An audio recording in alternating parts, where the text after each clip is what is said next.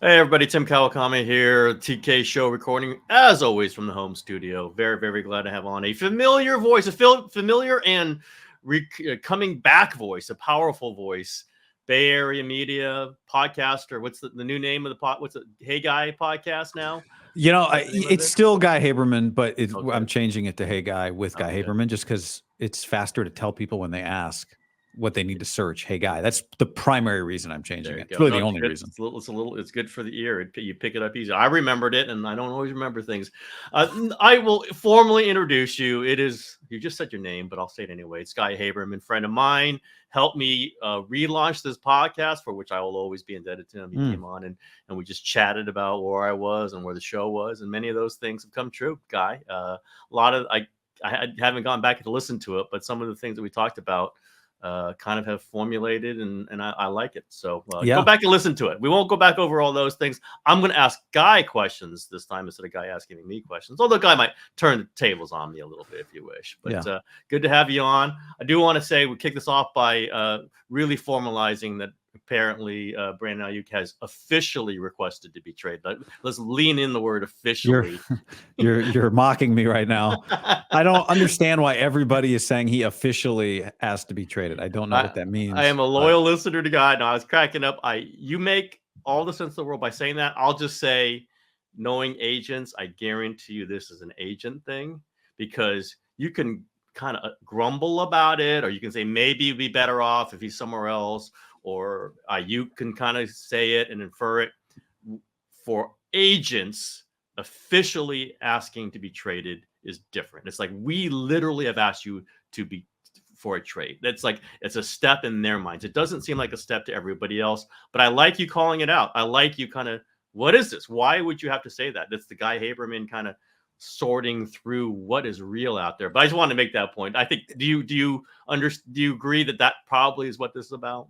Yes, and I do think most times that you mock something, we like to think sometimes that everyone else is an idiot, but the reality is there are reasons for a lot of things. There are a lot of things that happen that there's no logical reason for. Yes. But often there are also logical reasons for things. And that is a logical explanation, easy to mock, easy for me to offhand say. There's no official form, right? My analogy was saying you've officially asked for a trade is like officially ordering the lasagna. If they're out of lasagna, we don't have to get a lawyer in here to amend the contract so you can order the steak. Like we're going to do this on the fly. But that said, part of what I would say to agents is like, and you know better than me because you've really professionally covered sports, in an era where somebody making a trade demand was actually a demand to be traded, which is different than a negotiating tactic, and so if you're going to officially request a trade, well, first of all, officially requesting anything is different than demanding something. They're very clear about that. Like, they're very clear about that. We've asked, and I don't remember if it was Garofolo or which reporter said that, made the point to say that that the request came respectfully. Mm-hmm. Yeah. Right. So, it's all lost its meaning to a degree for everybody involved, which is part of the reason, even for the agent and the player, right? It's the reason they can request the trade, because they don't it's only under some circumstances that they mean it. Yes. There are also circumstances where we don't mean it. So everybody knows that it doesn't mean. It's because the negotiation has gone the way it's gone. ... We are requesting a trade. Should the negotiation decide to go in a different direction, like Deebo Samuel, who requested to be traded 2 years ago, we will no longer request to be traded. Yeah, it's a tactic. It's a verbiage within conversation. But listen. I brought it up because I thought it was a good point. Why would you have to say officially? I'll just say, having dealt with agents, in their minds, it's an important step. Look, we are pushing this into the table, saying now we want to be traded. Now you have to react to it, right? Brandon Aiyuk has very little actual leverage other than not going to camp and making noise. And he's kind of doing both things right now. He's letting everyone know he's not going to camp without a new contract. We'll see how long that lasts. And the 49ers have to react to this new thing. But you talked about it a lot. Do you think that this is changed? Like, is the tenor of this changed? What do you start looking for? Obviously, the start of camp reports, veterans report on Tuesday. What are you looking for in the next couple weeks? Well, it's hard for anything to happen, particularly in the times that we get to watch practice. You don't have a lot of, even last year was a great example. He had 4 quarterbacks basically, because there would be days when Brock Purdy wasn't throwing at all. And it was hard to get a real sense for the rhythm of the offense. And Bosa is there. Kittle is there. Debo has shown that he's going to be there. So, if you took away 3 of those guys, it would look like a very different team. There's enough of them there, and we'll see if Ricky Pearsall's healthy, that it's unlikely, because you know how it is. You go to a practice, Brandon Aiyuk and Brock Purdy in a team period might connect 3 times. It's the ball gets distributed in a much more democratic way in practice. So you don't watch them practice and go, oh my God, they're really missing Aiyuk today. Now you may feel it in different ways, maybe leadership, maybe whatever. There may be a fight and Aiyuk is the one that might start it or run in to defend somebody. Like, he impact, but you're not physically. How does he impact the team? Well, one way is he blocks very physically. Well, there's not a lot of that going on. At least not to the same degree that it happens in games. So, one thing I haven't said, and I thought of this as you were just talking, is one of his leverage pieces is that we've mentioned, Bosa was not himself and has admitted as such. And Debo, the year prior to that, was not himself. And we know this because both of them have said it. To me, what's more urgent than simply getting the contract done is trying to win a Super Bowl. Yep. Trying to win a Super Bowl. And having Brandon Aiyuk on this team this year is a critical part of just getting to the Super Bowl. Forget about winning the Super Bowl. Even though last year people, or last season, it felt like some felt that he was a reason they didn't win the Super Bowl.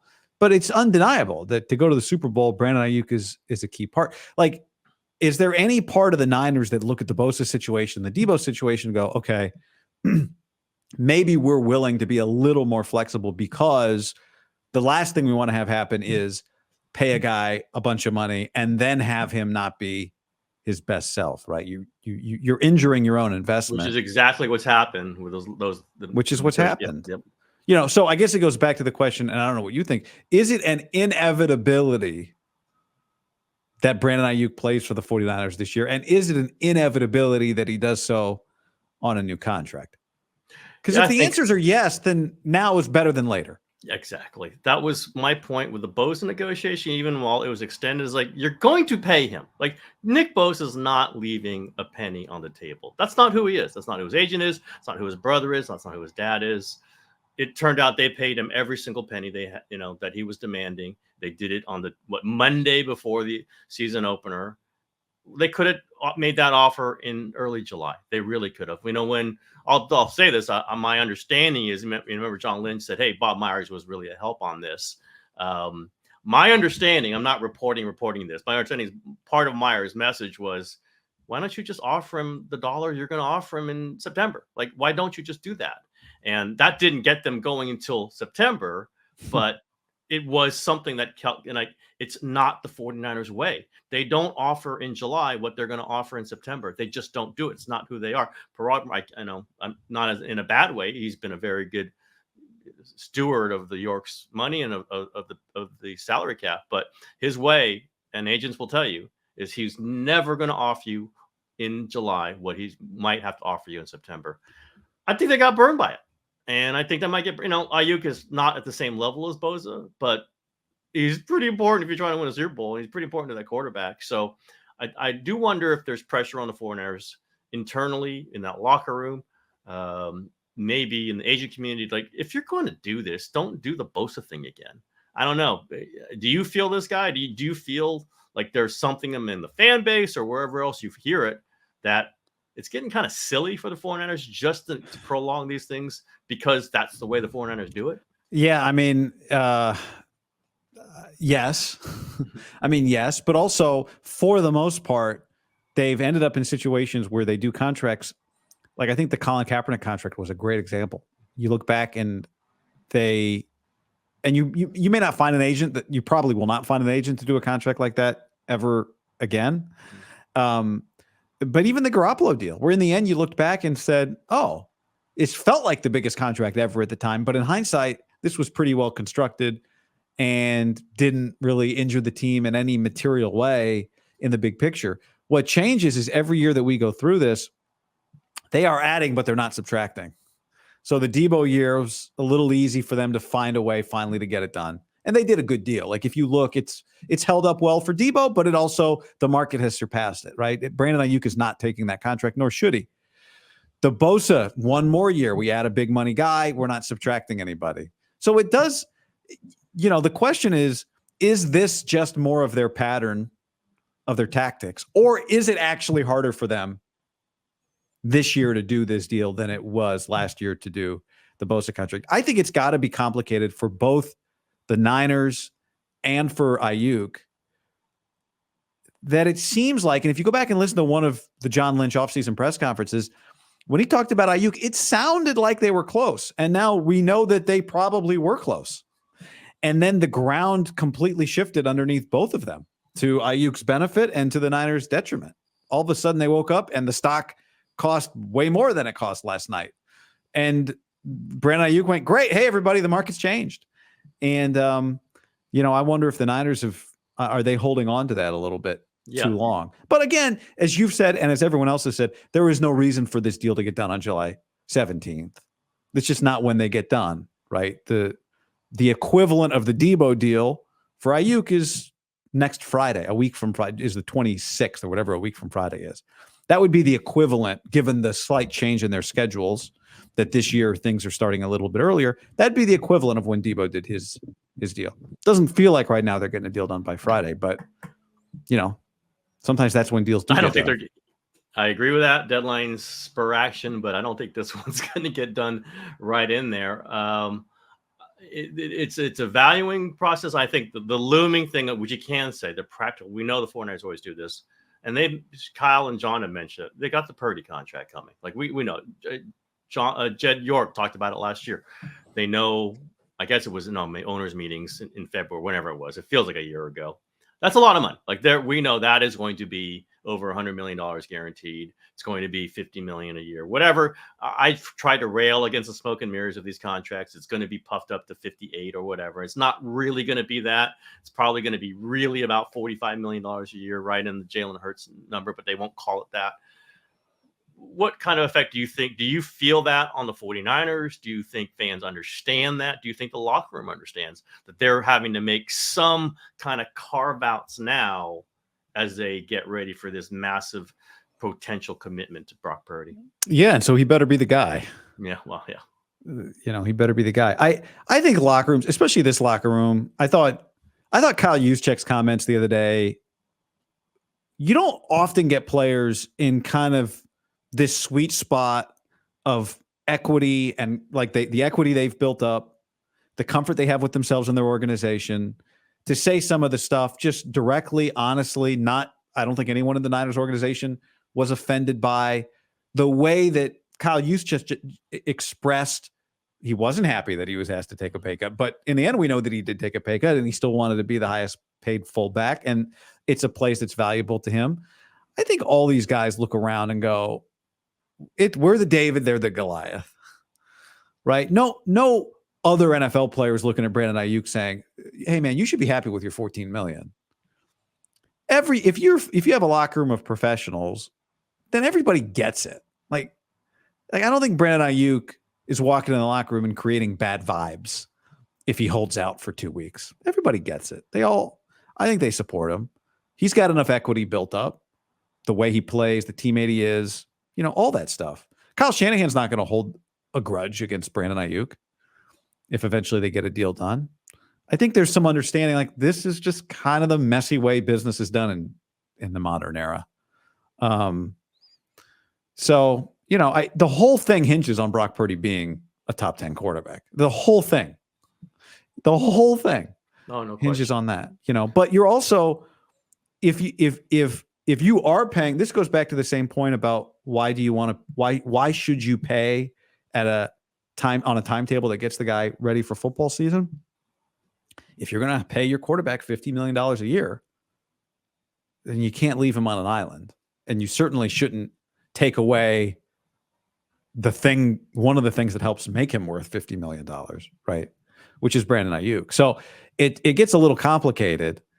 It got complicated even for the Chiefs and Patrick Mahomes. And Patrick Mahomes is the kind of player that can elevate. But Patrick Mahomes Patrick Mahomes has an incredible defense. Yep. Right. So you have to be able to. That's why this draft class for them, TK, is just, they've missed the last 2 years at adding starting depth. And when you go look at the last few years of Chiefs drafts, they are getting a ton of starts out of the bulk of those drafts. Like over half of the players they are drafting are basically full-time to part-time starters. It's I think one of the overlooked parts of Kansas City winning the Super Bowl is just the depth that they added. The DeLeo Chenals, Karlaftis, McDuffie. It's really, really, really impressive what they've done. And that's part of why they won. It's a big part of why they won the Super Bowl. And so whether it's Aiyuk or not, or Debo or not in 2025, you have to surround your $50 million quarterback with talent. Two things. And I would say two things interesting. Part of that, I know it's not just first round picks for Kansas City. 49ers did go through a 3-year gap where they did not have a first round pick, right? I mean, or Trey Lance is the first round pick they had for 1 year. He never did anything for them 2 other years where they did not have a first round pick. They made up for it by getting Brock Purdy in the 7th round, but I think not having those first round picks, clearly there's an effect. Clearly, those are the guys who would be the next level of great young players. The 49ers, they missed out on that and did not hit on some 2nd round picks, right? Drake Jackson, we can go through it. Right. The other one, though, is we're going to get to the top 10 receiver list that the ESPN's Jeremy Fowler just did surveying executives and whoever else he did. And a very interesting list. I know you were all over it. You notice what team does not have anybody even mentioned in the honorable mention or getting votes? Well, I mean, Kansas I know City it's not Chiefs. the Raiders because Devontae's on there. Kansas City Chiefs. Like, they had Tyreek Hill, obviously won a Super Bowl with him, but they've now won 2 Super Bowls without a receiver on that, even the top 25, top 30. Now, there is a large reason for this, right? An incredibly large reason for this. It's Patrick Mahomes. And their best receiver is a tight end. The best receivers were tight end, who's the number 1 paid tight end. However, when we're talking about $35 million a year for receivers, it's interesting to me. I don't know that the 49ers are going to think that way, that Brock Purdy's Patrick Mahomes and we don't need a quarterback and we don't need a receiver making that. I think they're going to be very interested in keep receivers. I do think that's the decision they're making with Debo, though. You've talked about this. I've talked about this. Who's the receiver that seems to fit with Brock Purdy? Brandon Aiyuk or Debo Samuel? It's Brandon Aiyuk. There's no question. Debo was fit with Jimmy. Debo kind of fit in a kind of different kind of thing. I think Kyle Shanahan will always have an affection for what Debo did, and you have been strong about it. Debo was good last year. He had a good year. Had some rough games, including the Super Bowl, but overall, you go look at the receiver thing, and we won't talk about too much, but the receiver documentary, there's some games where Debo was just running right over people, and they kind of like that. But to match it with Brock Purdy, the offense that I can envision kind of Kyle leaning more towards, whether it's this season or in the coming seasons, if you're paying him $50 million a year, it's Brandon Aiyuk. It might be Ricky Pearsall. It's going to be that mid-range passing game instead of just to dump it off to the side. You're going to have some of that, but guess who they just added an extension to who's going to do a lot of that? It's Christian McCaffrey. They did that for McCaffrey. They did not extend Debo Samuel. It's just those sort of moves just kind of tell you where their mind is at. And it's a right question that you have. Is Purdy the guy? He has to be the guy. I think Kyle Shanahan's convinced he's the guy. Now, there's a whole season left to decide that before they have to sign him, but I think that decision's already been made. I think the locker room is ready to decided that. I just don't think there's a doubt in anybody's mind that this is going to be Brock Purdy's team. Maybe already is. Well, and the beauty is in the real world, it's not what would Brock Purdy be on the Browns. It's Brock Purdy and Kyle Shanahan as the combination, right? Which is part of the deal. That's part of. It's not just Patrick Mahomes. It's Patrick Mahomes and Andy Reid. It's not just Joe Montana. It's Joe Montana and Bill Walsh. Blah blah blah blah blah. The examples go on forever. So that's the real world, right? It doesn't matter if he's a $50 million quarterback to somebody else. With Kyle Shanahan, he's the best quarterback that Kyle Shanahan's had since he had an MVP quarterback in Atlanta. He's the second best quarterback he's had. Period. Probably. right? Well, he'll say third, maybe third. Well, the vote put Brock Purdy ahead of Kirk Cousins this year. Yep.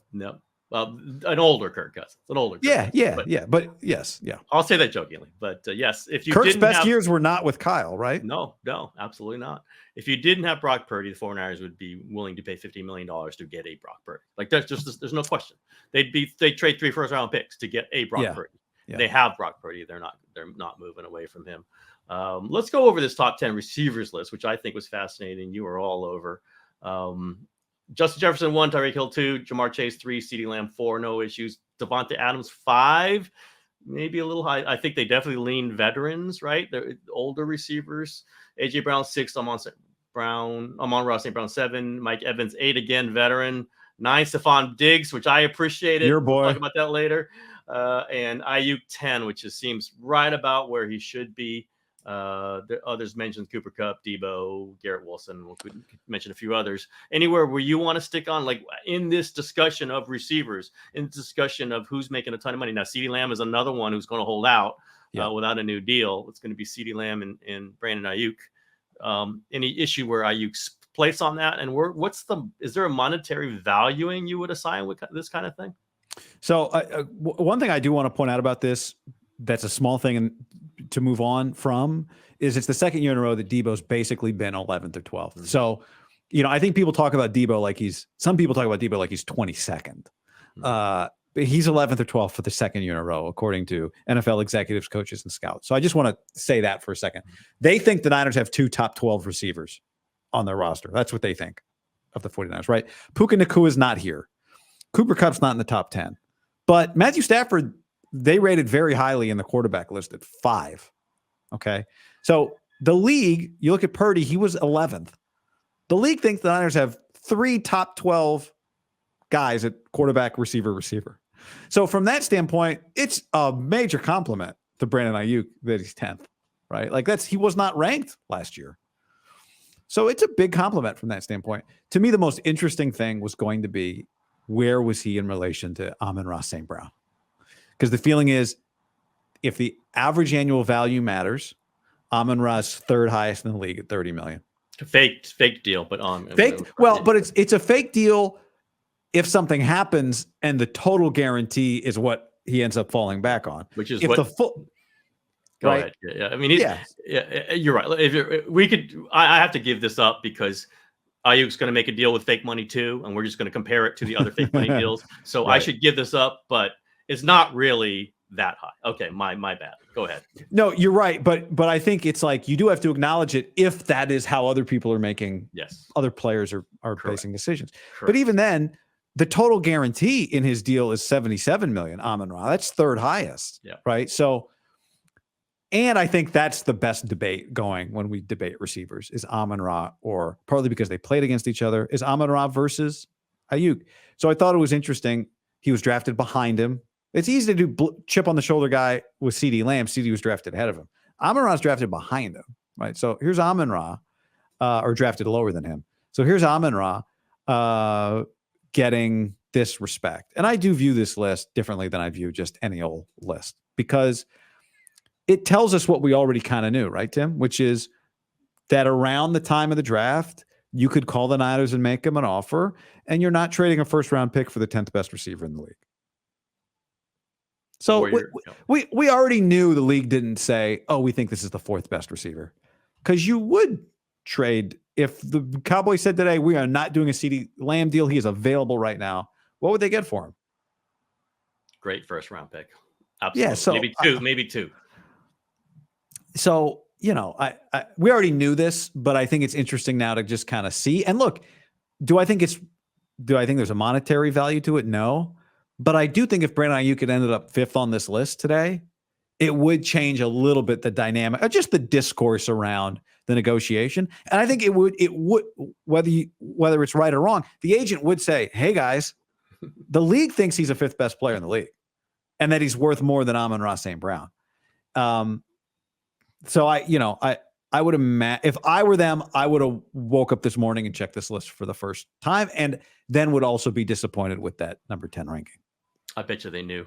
I'll put it. Yeah, you're probably right. You're probably right. They probably did know. No, I think it's kind of symptomatic of maybe the problematic issue here is that a lot of analytical studies have Ayuk in the top 5, and yards per catch, yards per target, all these things. He's number 1, and yet the counting stats he's behind just because he doesn't get targeted as much. He doesn't get as much activity. You don't measure blocking in this one. You don't measure how fast you run on the times you don't get the ball thrown to you, which I think another 49ers receiver might not qualify as well. It doesn't, how many times that you are absolutely must get open on third down, and you do get open on third down. Yet, 10th seems about right. I would imagine the 49ers are probably offering to make him about the 10th highest paid, maybe the 11th highest paid. And that's this list. I don't think a lot of people can make a lot of arguments about this. Might even have some other guys who are listed behind him as better than him. It's debatable. And neither side, there's a bit of a gap there. If you think you should be the 3rd highest paid receiver and the 49ers are offering you the 10th, that's like $4 million a year. And that's a lot. And it feels like it's just where they're at. Yeah, 26 and 30, right? 25 and 29 million, whatever that number is, whatever that guaranteed number is. I think they're going to end up paying him, Guy, or at least very close to the number. I just think they're going to have to, because they tipped their hand with Bosa. Again, Bosa is different than Aiyuk, but can you act differently with Brandon Aiyuk, drastically differently than you did with Bosa, who you caved in at the very end and forgave all his training camp fines? But believe me, they're going to forgive Brandon Aiyuk's training camp fines, no matter how this turns out. The Raiders did with Khalil Mack, by the way, after trading him. Like this stuff, the fines will tally up, but they never get paid. This just isn't how it happens. The agent will never forgive you if you hit them for those fines. Well, it'll be an interesting situation, right? If he ends up playing on the 5th-year option, which is unlikely at this point, but it's on the table because he'll be mad, but also he'll be in a contract year, so he'll be motivated to play. But so it will create a very weird thing and a great unknown and an environment for bad energy, and you don't want that if you're the 49ers while you're trying to win a championship. But so what number do you think what number do you think he's asking 20, for? I think he's asking for 30. Yet again, fake 30, but let's just say the Amon-Ra St. Brown 30. Let's say that's what it is, whatever that valuing is. And I don't think 49ers want to get there. I understand that. But I think it's 30, and I think 49ers are 26, as Mike Silver has reported. Nobody has refuted that. That's $4 million a year. That's over the life of a 5-year contract, is $20 million. It's a lot. I don't think he'd meet at the middle. I think it'd be very much closer to 30. It's going to be 29. Here's one thing that just pops in my mind, Guy. Quarterbacks at the Kirk Cousins did this. Can the 49ers go, okay, you're 14 now. We can franchise tag you. Let's say that's 28. Let's go. We'll give you 2 years. We'll promise not to tag you again at, average of 28. Boom, right there. That's it. We've just given you 2 years, what you would make in 2 years, and you're a free agent at 28. Would you do that if you're the 49ers, Guy? Yeah. I think I would. I think that definitely. I don't know that they would do that. I don't love the promise not to tag again, but yeah, I love You'd have to, right? You'd have to. Although that second tag is pretty, I don't know, but you wouldn't have used the tag the first time. So yeah, you could not tag. This is what Kirk Cousins, this is what he did with Washington. Quarterbacks can do this because they're quarterbacks. And their tag numbers huge. Yeah, bigger, well, their second and their second tag number is ridiculous. Yeah. Could the 49ers use the threat of the tag in a year to say, okay, for you to not this happen and to get out of that 14, you do not want to play for 14, we'll pay you 28 or whatever that, ascending number is. It would be a 49er surrender. It would be the 49ers because he'd become an unrestricted free agent at age 28 in 2 years. Who knows what that is? But he's giving up the chance at guaranteed money too, right? He can sign for the guaranteed money right now. Also, the argument is if I have to pay free agency prices when you're not a free agent, right? Yeah, you're right. Quarterbacks, it happens for quarterbacks. I'll put it that way. It does. Yeah, because quarterback free agency prices would be, we never see it. Quarterback free agency prices would be so inflated, right? Kirk Cousins. It's Kirk Cousins. Receiver free agent. Like Justin Jefferson just signed a free agency contract. He wasn't a free agent. That was a free agency contract. Yeah, Nick Bosa, massive. Nick Bosa, similar. Like, Justin Jefferson, Nick Bosa are That's true. comparable players, right? That's true. Broke the mold, non-quarterback mold, with a year left on their contracts because they're the best players at their position. Well, and all it takes is one. So Adam Peters might say, what I'm asking you, Tim, is if Brandon Aiyuk were a free agent right now, how much money would he get? And would it be much more than you just predicted the Niners? Right? Because all it would take is one team, like Washington going, we can afford it. He'll be a pillar. We need a guy like him. We'll pay him $33 a year. Like, whoa. Can't believe they just did that. But they got the money and blah, blah, blah. Young quarterback. Yeah. Well, we'll overpay to have Jaden Daniels' best friend here. And then you're just between a rock. You're screwed, right? But what do you think? If you were a free agent, would somebody give him $33 million a year? I don't know, 33. They give him right behind Justin Jefferson. The way Jefferson's 34, right? 34 and a half. I think they'd come close. You know why I think that? Because teams are trying to trade for him right now. If you're trying to trade for him, you're not trying to trade for him and go, oh my God, wait a minute, we have to pay him. Right? They're just not willing to. Gotcha. Yeah, you're saying they're willing to pay him. They're just not willing to give the Niners price. Yeah. I mean, it's negotiation. We'll see what that, is it, we'll give you a pick and you have to give us a later round pick. It's that sort of thing, I'm sure. Yeah. And the 49ers were not interested in doing that with Debo 2 years ago. That was the offer, right? It was the Jets offering 12, but then the 49ers had to give him back at 2. 49ers didn't want to do that. Right. I think that might be just the pick value is probably more of a problem than a team saying we can't pay this guy's price, because when teams want to trade for him, they're not saying, oh, by the way, you have to come in at 26. That is not what they're saying. True. Yeah. They're saying we will meet your price. We know what the price is. In fact, like Khalil Mack, when he was traded by the Raiders, guess what? He got to sign a new deal at what he wanted by the Bears, because that had already been agreed to. And I would guarantee you, if Brandon Aiyuk is traded, he would sign that day. And so somebody is willing to pay him that number, whatever that number is. It's probably 30. It feels like it's 30. And that's another reason, if I'm the 49ers, I keep him, by the way, because teams want him. Like, the 49ers aren't the only ones saying this guy works for us. Other teams are saying, yes, give us to us. We will do it. It's just the picks that are the issue. It's the valuing within a roster that's the issue. I don't think the money around the league, at least for 3 or 4 teams, is not an issue. I think there are teams that will. I think that, like, the Jets would have paid Debo that number if they had traded for him. That's just part of the equation, which is, and again, it's Twitter, it's Elon's site, when people say, oh, yeah, I just traded for Devontae Adams. You think Devontae Adams wouldn't want a new deal immediately upon being traded? He would want Justin Jefferson's contract plus $1. I guarantee you, you don't have to give it to him, but then you wouldn't trade for him, because he would not want to play for anything less than that. You have to understand that when you make these trades. Most teams do.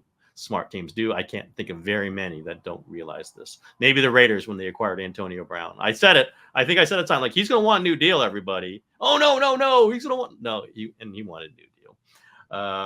Guy Haberman, I'm going to assign myself Stephon Diggs, because I got an argument with people about Stephon Diggs. I'm going to put Debo kind of in this category too. I just think these undervalued 30 or older receivers, or 29 or older, I still think these guys are good. Like, just don't write them off. Yeah. And I mentioned when he was in Buffalo that Diggs is still a good player, and the Buffalo Bills fans just went crazy on me. They're saying he's terrible. Look at his last 3 games. It isn't just about the last 3 games. It's about your career. It's about your quarterback knowing you're going to be there when you're supposed to be there. It's about savviness. It's about toughness. I'll take Stephon Diggs. I just think he's a fantastic receiver. What's your question?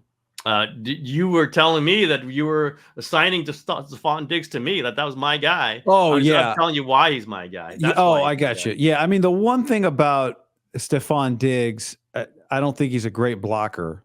No. And I know you're a great blocker. So, very good. Wow, I didn't realize that. Nicely done, Guy. That's a long way to go for that one. But I just, talking about receivers is fascinating. Let's talk a little bit. I always like talking to you about Bay Area media, the landscape of it.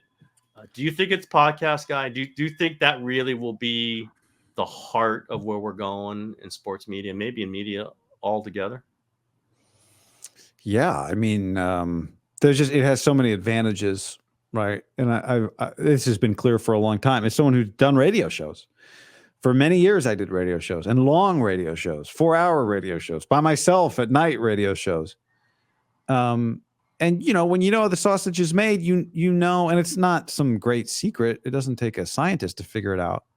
But a 4-hour radio show repeats topics a lot because there's a game you're playing, a ratings game, and everything is a game. But there's a game to be played everywhere. But it's not in the power. The power is not in the hands of the consumer, because the commercial breaks have to be are long, and the topics repeat, and the show is however long the show is supposed to be. And it's got to be the same show on July 14th as November 5th, as the day before the Super Bowl. It's 4 hours or 3 hours, and it's not related to whether or not there's less people listening or whether or not there's less topics. A podcast can be however long it needs to be, or however short it needs to be, until the person is done talking, or an ad comes. And I do wonder about, are we gonna be able to fast forward ads forever? I've wondered that for a while on podcasts. Yeah. Are we gonna be able to just skip the ad? Remember, for a while, I think they tried on DVRs. Young people may not remember this, but when you started to be able to record television, there were some attempts to prevent you from fast forwarding through commercials, and then they've just found other ways to monetize. You just leave something on the screen the whole time, or whatever. I can't fast forward on my Amazon advertising field. Like, I can't fast forward to the ads there. So but I pay for YouTube Premium now, $15 a month, and it just means that I don't get any ads on YouTube. And I'm like, oh, you know what, this is actually kind of cool. We do love our advertisers. We love the commercials. Of course. We Same. don't want to, but yes, Same. I wonder about that myself. Same. So I do wonder. But anyway, there is something about live, like something just happened. Who's reacting to it? But I don't know if it was going to happen anyway. The pandemic really created this, and I hate to use this word because it's such an overused word, but the democratization of broadcasting, right? Like, all of a sudden, whoever wanted to could just do a live show immediately with just with a few $100s or less of investment. And so you just have to kind of, it creates a world where you have to find things.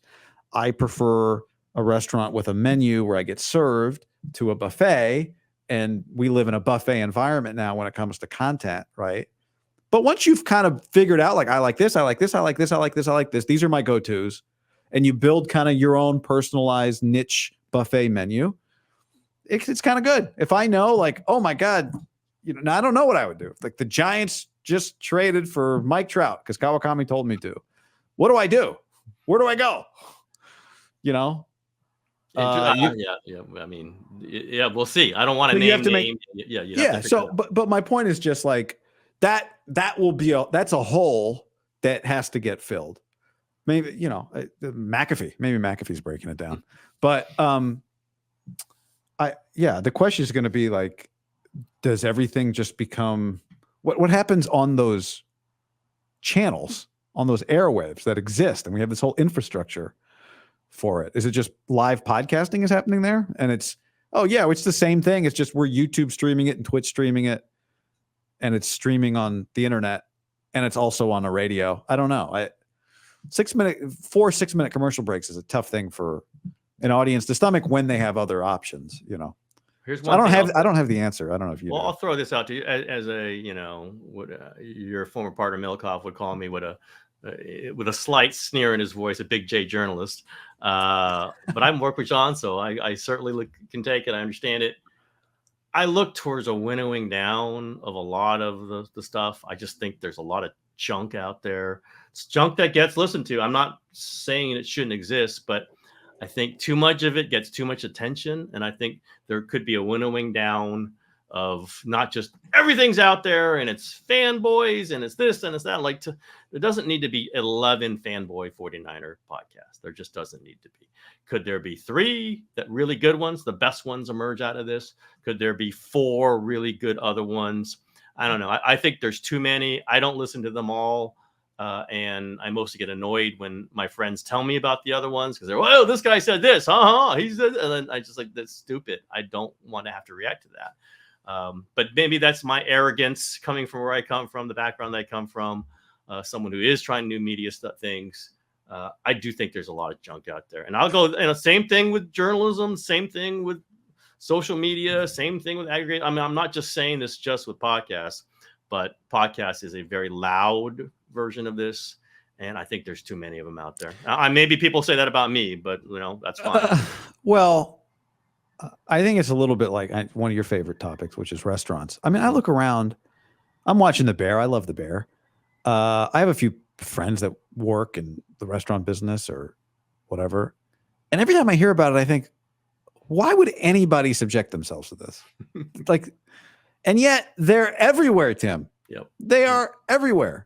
And nobody says there's too many restaurants. You just go to the ones you want to go to. And sometimes you go to this one 3 times a month, and you go to this one once every 6 months. And you have a friend who likes that one, but you're not eating there. No chance. We're not going there. If we, I'll go to this other one that I kind of like. It's just available right now and it's nearby. There's, I think, 7.9 billion people on this earth last I checked. I don't know. There's something for everybody. I mean, I think I guess my point is the days of NBC, CBS, ABC, those are your options, are gone. I don't see how we undo it, because so many people are willing to do it when it's not their primary source of income, because it's fun. They like sports.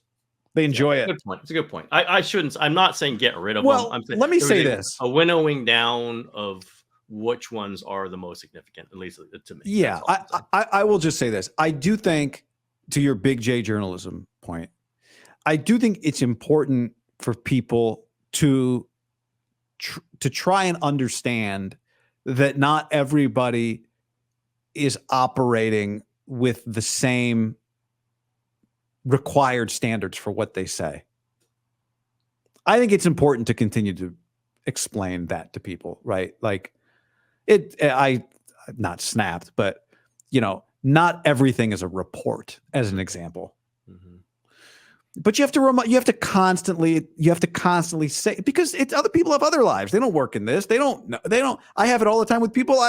Very smart people I love and respect. They're like, oh, did you hear? I'm like, did I hear? I mean, it's made up. What do you mean? Did I hear? I heard. You heard? Where did you hear? Yep. So I do think there's that. Like, I would say that's the core of the whole thing for me, is just understand what it is you're consuming, and and part of that is you have to take the time, unfortunately, to figure out, like, who is this? What's this person's deal? I don't know. It's a good point. Solid point. Yeah, that is my greatest frustration. I do think that things are just the same. They're measured the same. This thing over here by this guy who's called 5 different people, or woman who's done all this work and is reported as this, and somebody else just fires off 3 different, wild shots, and these 3 different wild shots are considered the same. They're weighed the same as this over here. That's all I'm saying. I don't need to go much longer on that, but I do feel that. I do feel that very strong. I got taking way too long, but I do want to bring up a little bit the fascinating kind of, reputation, conversation around Kyle Shanahan, around 49er fandom nationally in the league. I kind of take him for what he is. I just think he's a really good head coach. Hasn't won a Super Bowl yet, but has been very close. Isn't perfect. Has his kind of his things, but you will take him. I think a team, 49ers ever move on from him, I think you would have 10 offers, including 8 from teams that currently have head coaches. Yet, I think within some significant base of 49er fandom, he's relatively controversial.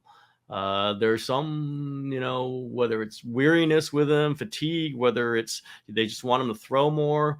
It just continues. It just, and listen, Steve Kerr faced the same thing. He won 4 championships. Like, this happens. But I think the Kyle thing is specifically, it's really attuned. Do you feel this guy, and is it a bad thing, or is it just the way things go? Well, it's great for content. Yes. And it is the way things go. So it's not a bad thing. It's just a reality. And there's always this element of like, well, it's my team. I can say what I want about my coach. But then, you spend the whole season with people defending Brandon Aiyuk to the death.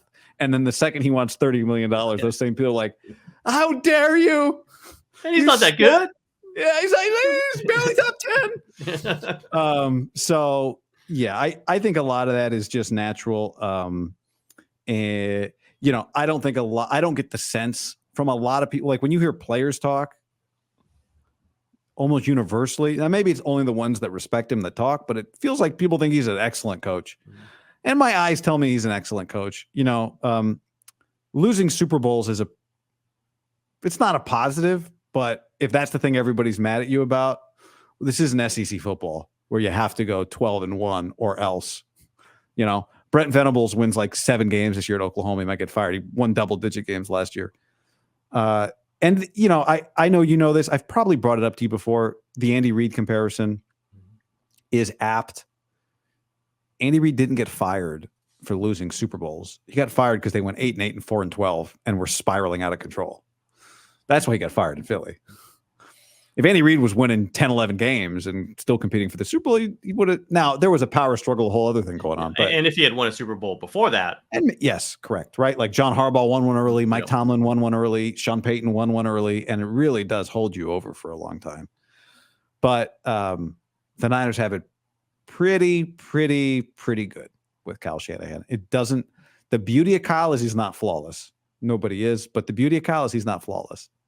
So it always gives us something. Should he have done this? Should he have done that? There's always something with him. And he's defiant about it sometimes. But he believes in it. You also don't want to flip-flop. So it's an excellent problem to have. It's not actually a problem. And on one hand, losing Super Bowls but going all the time, I'm just strictly from a content standpoint, I've wondered, is that better than just winning? Like if you're going to win one, go win 6 and become a dynasty. Otherwise, being a really good team who plays in a lot of big games with spectacular, painful endings, I don't think is the worst thing for content. For content. Though I think on the West Coast, it's probably better just to win than on the East Coast. It's like people consume when they're angry more on the East Coast, I think, than on the West Coast. Yes. On the West Coast, like, I just need a break. I hear that. We're like, I'll be back later. Although Kyle Shanahan winning a lot and going through 3 or 4 different quarterbacks, that's been the content monster. I mean, we're going to have to adapt to this, the Purdy life, and the people are fascinated by Purdy. I think, writing about Purdy is not going to be a problem. But you just mentioned 4 quarterbacks last year. Trey Lance was on the team a year ago, like on the freaking team. I have to remind myself of that. Like, we got so much business out of Trey Lance, Jimmy Garoppolo, Brock Purdy, Sam Darnold. I mean, it's been unbelievable. So I'm going to try to jump on this Josh Dobbs thing. Maybe I'll just let Josh Dobbs carry me through. I look back and I do occasionally look back, like what's the most read columns I've written in the last 5 years. And it's like Trey Lance, this, Jimmy Garoppolo, that, Trey Lance, this, Brock Purdy. It's like boom, boom, boom, boom, boom. And does that stuff compare to the Harbaugh, Kaepernick? I don't have the same number. I don't have the same numbers. Like they're, I'm at a different place now, guys. So, right. So you can't check. I can't really cross. Those were huge numbers. Those were the Harbaugh stuff was the Harbaugh, Jed York, Trent Baalke stuff was just out of control. Like that was ginormous. But I'm just saying let's say I started at the Athletic when Kyle started with 49ers. That was right. Almost exactly August 1. So that training camp was the first time as Athletic, and Warrior stuff, Durant stuff is huge. Steph stuff is huge. I mean, that stuff's going to be big, but the quarterback stuff is reliably the biggest thing I do, and we'll see what happens with Brock Purdy. Is not hurt, coming healthy, established starter. I still think there'll be a lot of people reading. I'm not too worried about it, but the numbers are impressive. All right, took you forever. I'm taking you way long. I don't want to take you too much further. So Guy Haberman, I'll ask you a version of the question I've asked you before. I believe I ask everybody at the end of every podcast I have on TK Show. I know you've had a long and fascinating trip overseas. So Guy Haberman, I'll let you take it that way, but let's just ask the basic question. What's your favorite restaurant recently? Well, I'll tell you, and I do think this is a useful answer, I think, because I've talked to a lot of my friends in the Bay Area, and a lot of people Portugal's a very popular destination. I just went to Portugal. You can fly direct to Lisbon from SFO. It's 11 to 12 hours on the Air Portugal, which is a Star Alliance Airlines, so you can use and get United points for it. So I'm going to give you a couple restaurants in Portugal, because I actually think somebody listening to this is probably about to book a trip to Portugal. Everyone is going to tell you when you go to Lisbon that you should go to Je ne sais quoi or Je ne sais quoi Asia. And these are very nice restaurants, and it's excellent food, and I do recommend it. But my number one meal in Portugal was at a place that they call Salad Court. Now it looks to us like Sala de Corte, Corte, but when they say it's Salad Court, it's actually primarily beef, and it's fantastic. And I had a lot of great meals in Portugal. There's a lot of good, like, modern restaurants and great food. And I had a lot of good meals, but this was the perfect meal that I had in Portugal on the last night there.